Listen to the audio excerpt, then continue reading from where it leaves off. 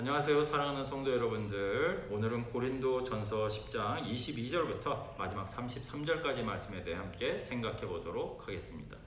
지난 시간에 바울이 우리에게 권면을 하면서 우상의 제물, 하나님과 우상의 식탁을 겸하여 섬길 수 없다, 이 부분에 대해서 꽤 길게 우리에게 이야기를 했었죠. 그런데 오늘 등장하는 이 22절부터 마지막까지 나오는 이야기는 조금 다른 관점에서 또 이야기를 덧붙여서 바울이 하고 있습니다. 23절 말씀, 모든 것이 가나 모든 것이 유익한 것은 아니요 모든 것이 가나 모든 것이 덕을 세우는 것은 아니다. 모든 것들이 다 가능하다, 이런 얘기를 하고 있어요. 하지만 가능한 것이 모두 유익한 것이나 덕을 세우는 것이 아니다. 그러니까 바꾸어 말하면 무슨 얘기를 하고 있는 거냐면, 다 가능하다 할지라도 중요한 건 뭐냐, 덕을 세우는가 하는 것을 생각을 해야 되고, 유익한가 하는 것을 생각해서 너희들이 판단을 해야만 한다, 이렇게 얘기를 해요. 그러면서 우상의 제물에 대해 쭉 얘기를 하는데요. 무릇 시장에서 파는 것은 양심을 위하여 묻지 말고 먹으라. 당시에 시장에서 팔던 고기들은 다 우상에게 드려졌던 제물인데, 음식은 음식일 뿐이지 우상에게 드려졌다고 해서 더 나쁜 음식이 되거나 또 다른 형태로 판매되는 거라고 해서 뭐 더 좋은 음식이거나 그런 거는 없다. 밖에서 안으로 들어오는 것이 우리를 더럽힐 수 없다, 이렇게 얘기를 하는 거예요. 모든 것이 가하다. 사람이 먹을 수 있는 것은 모든 것을 다 먹어도 된다. 그러나 양심에 만약 거리낌이 있다면 먹어서는 안 된다 라는 거죠. 그러면서 27절 말씀에 먹어서 안 되는 경우에 대해 단서를 달고 있는데요. 그게 뭐냐면, 불신자 중에 누군가가 너희를 청할 때 너희가 가고자 하거든 너희 앞에 차려놓은 것을 무엇이든지 양심을 위하여 묻지 말고 먹어라. 불신자들이 모르고 막 차렸어요. 근데 거기에는 고기도 있고 뭐도 있고 막 이런데, 먹으면, 유대인으로서 먹으면 안 되는 음식들이, 그리스도인으로서 먹으면 안 될 것 같은 음식들이 거기 있단 말이죠. 그런데 모르고 선의로 이렇게 챙겨줬단 말이에요. 근데 그거를 가지고 아이고 그리스도인이 어떻게 이런 음식을 내옵니까? 이러면 안 되는 겁니다. 이렇게 정색을 하고 막 이러는 거 옳지 않다는 거죠.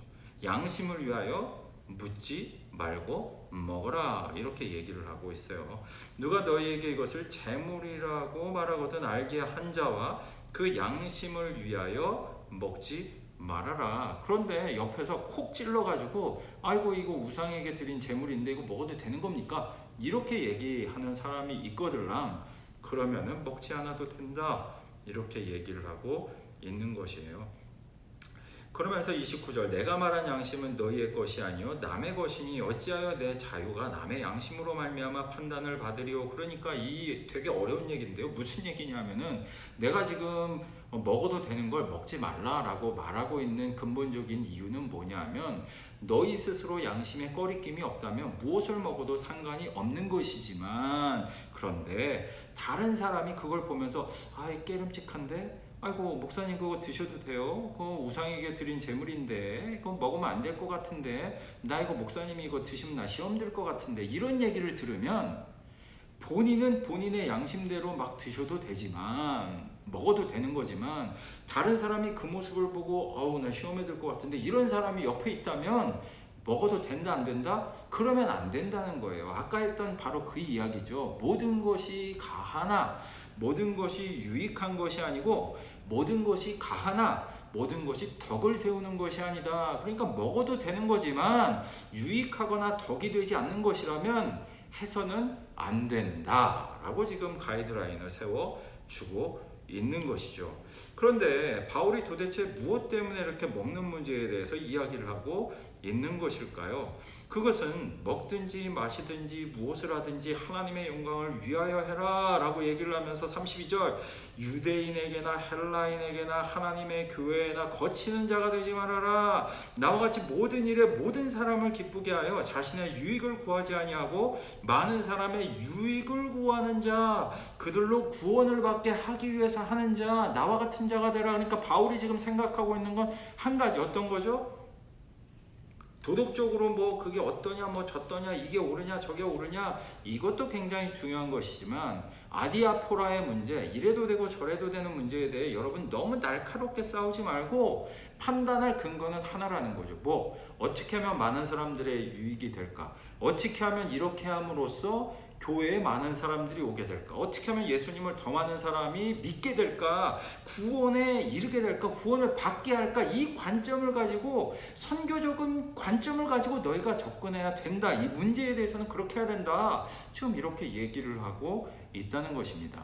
얼마 전까지 저도 참 많은 고민을 했습니다. 우리 교회 이제 간판을 걸어야 되는데 어떤 간판을 어떻게 걸어야 될까? 뭐 영업을 할 거면 영업의 간판을 걸어야 될까? 아니면 우리 교회 이름을 딱 이렇게 걸어야 될까? 무슨 교회라는 이름이 딱 붙으면 되게 뿌듯하고 좋겠죠. 드디어 우리가 고생했는데 여기에 이렇게 우리 교회 이름을 단 공간이, 우리만의 공간이 생겼구나. 진짜 되게 좋겠죠. 하지만 제가 보다 더 생각하는 건 뭐냐면, 교회라는 이름을 붙이는 것이 전도에 더 좋을지, 아니면 다른 우리가 사업을 구상하고 있는데 그 사업에 관한 상호명을 붙이는 게 전도에 더 좋을지라는 관점입니다. 교회 이름을 붙이는 게 꼭 나빠요, 이런 얘기를 하는 게 아니에요. 제 선택은 뭐냐면 어떤 게 전도에 더 좋을까, 이것만을 생각하고 있다, 이 점을 말씀을 드리는 거예요. 그래서 당연히 교회 이름을 거는 게 도움이 더 될 거다, 전도에 도움이 더 될 것 같아요, 그럼 당연히 그렇게 할 겁니다. 그리고 두 개를 다 거는 게 도움이 될 것 같아요, 그럼 두 개를 다 걸 겁니다. 그게 아니라 뭐 어떤 상호명이 됐던 그거를 거는 게 더 나을 것 같은데요. 많은 사람들이 교회라는 문턱을 넘어서 들어오는데 두려움 없이 또 거부감 없이 막 올 것 같은데요. 그러면 그 선택을 하겠다는 거죠. 기준은 단 한 가지입니다. 어떻게 선택하는 것이 더 많은 사람이 교회에 오도록 만드는 것일까? 반드시 뭐 어떤 걸 걸어야 된다, 이게 성경에 있는 건 아니잖아요. 성경에 예를 들어서 어떻게 해라, 꼭 그렇게 걸어라, 이런 말이 있으면 당연히 그렇게 해야 되죠. 근데 그게 아니라 이렇게도 되고 저렇게도 되고, 의자 색깔이 파란색이라도 괜찮고 초록색이라도 괜찮고, 또 여기에 들어가는 뭔가가 또 뭐 아메리카노도 괜찮고 라떼도 괜찮고, 그런 거라면 아무거나 해도 되는 거지. 좋은 거를, 도움이 되는 거를 선택하면 될 일이지, 이거 갖고 싸울 일은 단 한 가지도 없다, 이런 말씀을 드리고 싶은 거예요. 복음의 본질에 전착해서 우리가 고민하고 그것을 위해서 달려갈 필요가 있는 것이지, 그것을 제외한 다른 것들에 대해 너무 에너지를 쏟고, 이거는 이랬으면 좋겠어요, 뭐 글자는 어떻게 쓰면 좋겠어요, 뭐 색깔은 어떻게 쓰면 좋겠어요, 이거 갖고 너무 많은 에너지를 쓸 필요가 없다는 것이죠. 사랑하는 성도 여러분들, 저는 우리 교회가요, 더 이 복음에 끓어오르는 열정으로 어떻게 하면 전도를 할 수 있을까, 오직 이 한 가지 목적으로 여러분들이 고민을 하셨으면 좋겠습니다. 다른 거 좀 덜 고민하고 이 고민을 더 많이 할 수 있는 성도들이 되었으면 좋겠습니다. 부디 사도 바울의 본을 받아 저와 여러분들이 올 한 해 뜨겁게 고민하고 더 많은 이들을 그리스도로 이끌어가는 그런 교회가 되시기를, 또 여러분들이 되시기를 주님의 이름으로 축원드립니다.